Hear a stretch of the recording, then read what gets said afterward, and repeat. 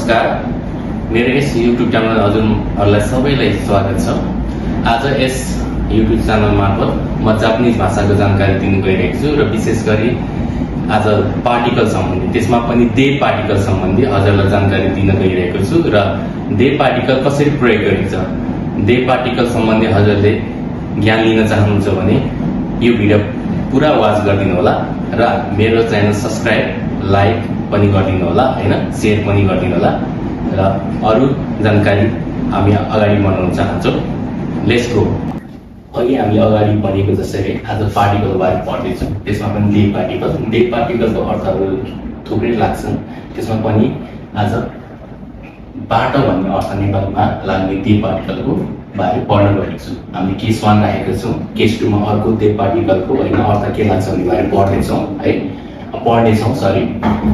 सुरुमा आज यो दे पार्टिकलको केस 1 पढेको होला र मैले यहाँ एक्सप्लेनेसन पनि गरिदिएको छु हजुरहरुको सजिलो लागि है। कुनै साधनको प्रयोग गरी केही काम गरेको छ भने उक्त साधनको पछाडि दे पार्टिकलको प्रयोग गरिन्छ है।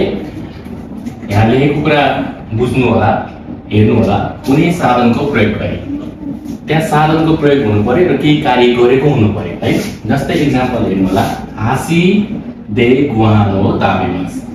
यहाँ हाँसी भनेको चपस्टिक हैन, बाट खाना खान्छु। यहाँ हाँसी साधन हाँसी भयो, चपस्टिक भयो। अनि यहाँ के गरिएको छ भन्दाखेरि खाना खाने काम गरिएको छ। त्यसैगरी एनपेचु दे खान्जी हो खाकिमास। यहाँ साधन एनपेचु पेन्सिल भयो, खान्जीबाट लेख्ने कार्य भइरहेको छैन, खान्जीमा लेख्ने कार्य भइरहेको छ, खान्जी लेख्ने कार्य भएको छ सरी है। त्यसरी नै जितेन्स्या दे गाक्को ए इकिमास। यहाँ साधन चाहिँ जितेन्स्या साइकल भयो, स्कुल जाने काम गरेको छ। यहाँ पनि यो साधनको पछाडि दे पार्टिकलको प्रयोग गरेको छ।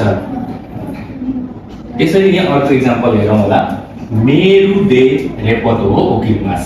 इमेलबाट रिपोर्ट पठाउँछु।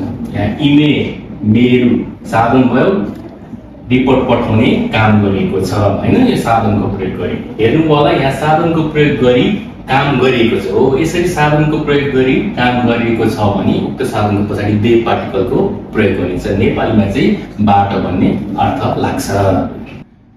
हजुरहरूले बुझ्नु भयो होला, पहिलो केस दे पार्टिकलको अर्थ बाटो लाग्छ हैन। साधनको प्रयोग गरी कुनै कार्य गरिन्छ भने उक्त साधनको पछाडि के लाग्छ त दे पार्टिकल लाग्छ भन्ने कुरा हजुरहरूले जानकारी लिनुभयो।